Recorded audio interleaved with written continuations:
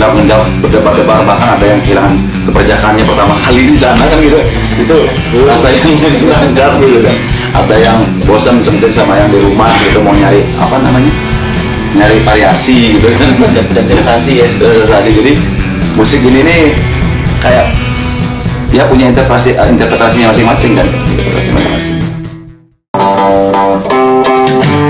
Halo, kita John and the Joe Story. Saya John Lano, gitar vokal.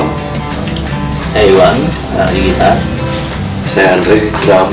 Saya Oki, slip bass. Kita pencinta bahkan penjaga dan pemelihara, the Avenger-nya of Rockabilly di salah satunya ya di Indonesia ini, yang tidak ingin kehilangan salah satu segmen musik indah, yaitu Rockabilly, country dan hillbilly.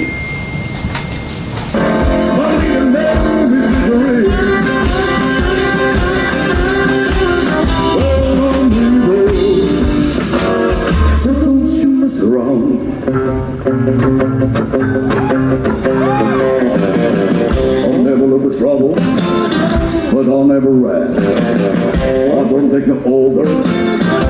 Banyak hal di dunia ini yang tidak bisa diwakili dengan kata-kata. Jadi nada itu sudah cukup. Nada itu sudah cukup buat saya. Contohnya kayak apa? Nuansa yang dibikin itu ya.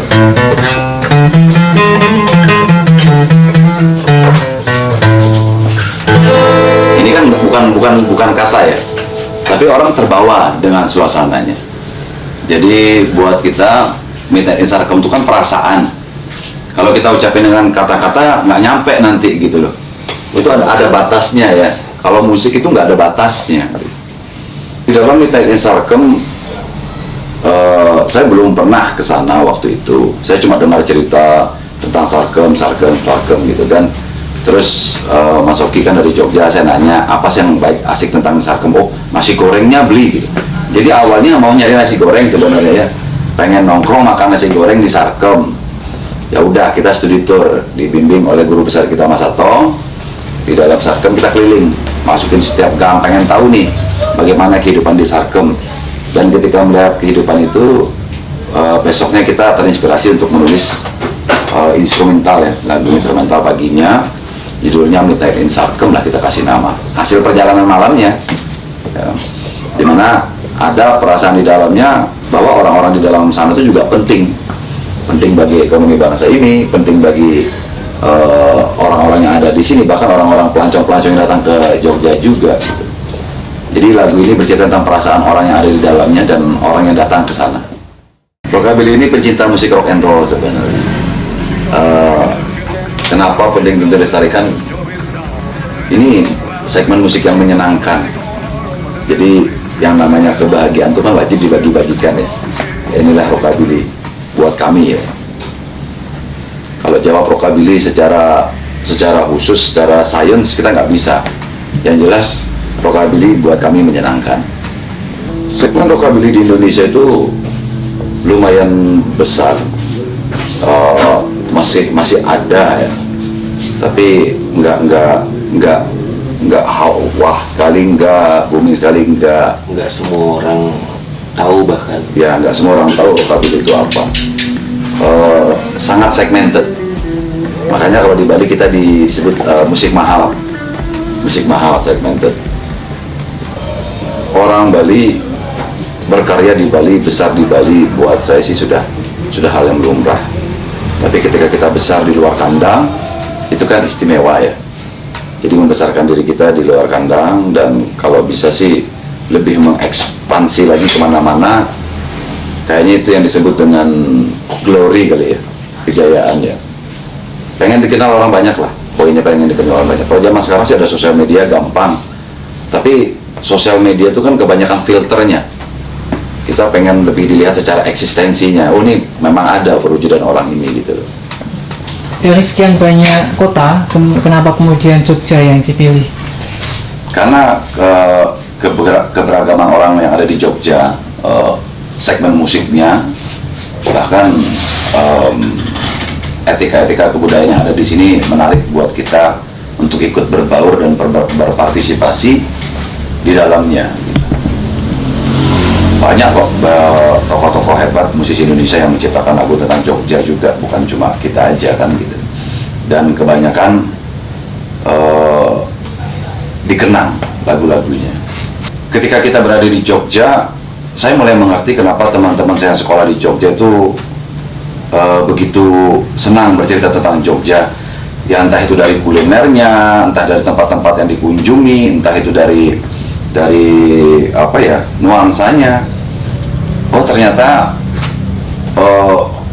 patut untuk diabadikan dalam sebuah karya di mana orang-orang yang pernah sekolah tinggal di Jogja, bahkan ada yang pernah sampai berkeluarga di Jogja yang harus pindah keluar daerah biar tetap bisa ingat tentang Jogja, dan menjadi salah satu kenangan yang susah lah dilupain ya.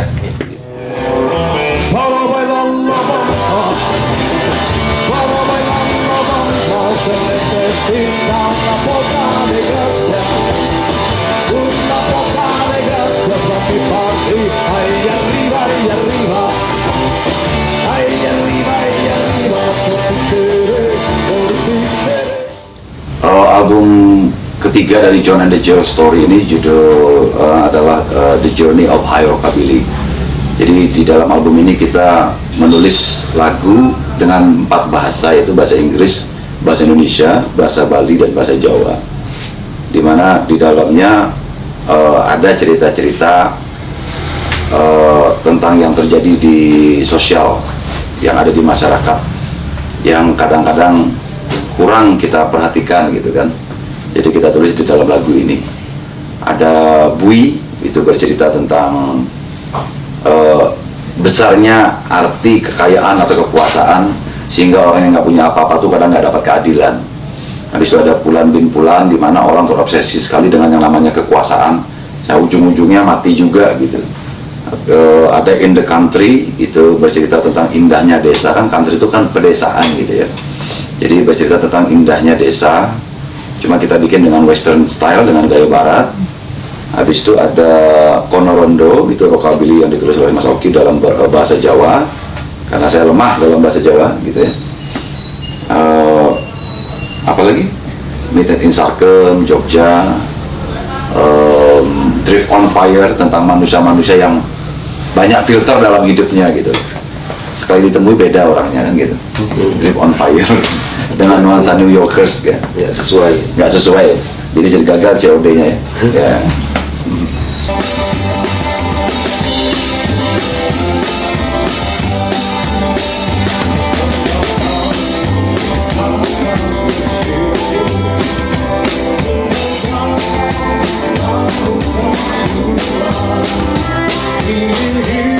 Pendengar kita kan rakyat pada umumnya, manusia pada umumnya.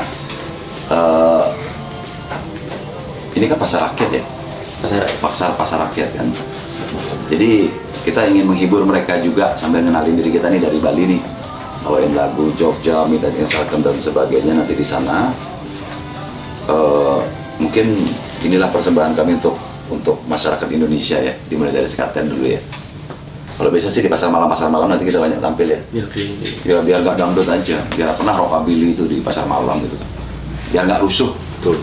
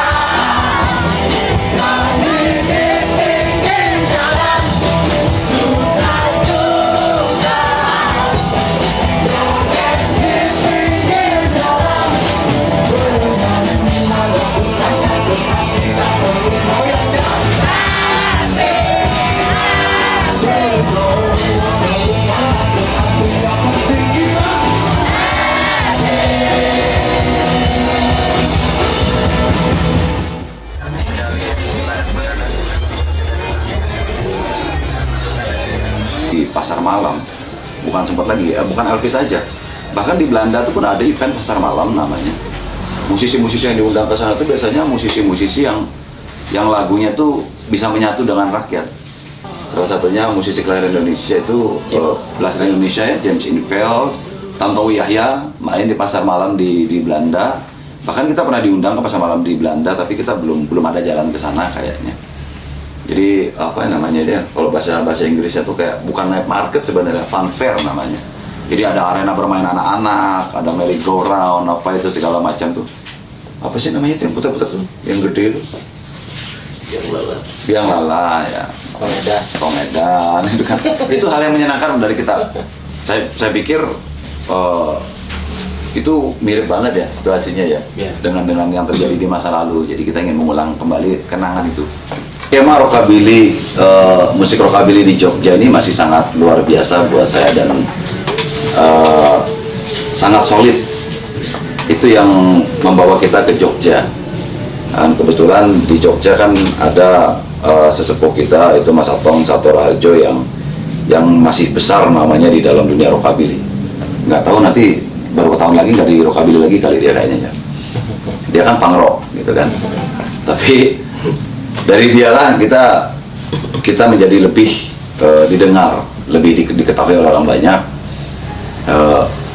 Itu kenapa kita juga memilih Jogja. Selain Mas Atong juga teman-teman di sini masih menjadi simbol daripada bangkitnya musik rockabilly di Indonesia. Gitu. Saya tertarik dengan bandnya John ini, John and Jill Story, karena buat saya tuh bandnya sangat kreatif, jadi mudah diajak kerjasama juga.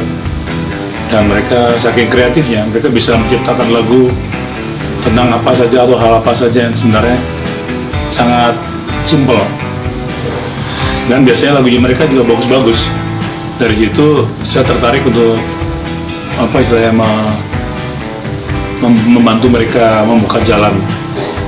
Rockabilly di Indonesia sebenarnya dikenal dengan rockabilly itu dari tahun 80 sudah ada kata rockabilly udah masuk. Ini dia masuk di Indonesia nih dengan barengan dengan zamannya punk rock sekitar tahun 80-an. Terus dia mulai naik daun lagi sekitar tahun 90-an sampai 2000. Mulai ada apa subculture-nya kayak pomade, sepatu, otomotif, motor. Dan mulai banyak band-band lokal yang memainkan rockabilly. Kalau di Jogja memang banyak band yang mainkan rockabilly, dan di sini juga orang senang main rockabilly karena musiknya tuh sangat fleksibel. Jadi dibawa ke country bisa, ke blues bisa, rock and roll bisa, ke punk rock bisa, main di mana aja bisa, di kawinan bisa, ulang tahun bisa, acara-acara party di cafe, festival juga bisa. Kalau yang aktif di Jogja ada sekitar ada Milky Racers, Kiki and the Clan, Cocktail Blues, Vero Beka and the Tumble Boys. Terus ada yang baru lagi The Blended.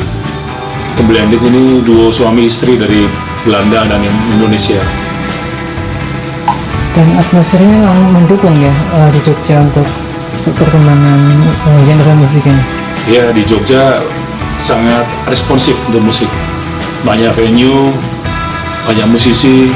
Cuman masalahnya kalau band-band di Jogja itu mereka kadang-kadang kurang awet.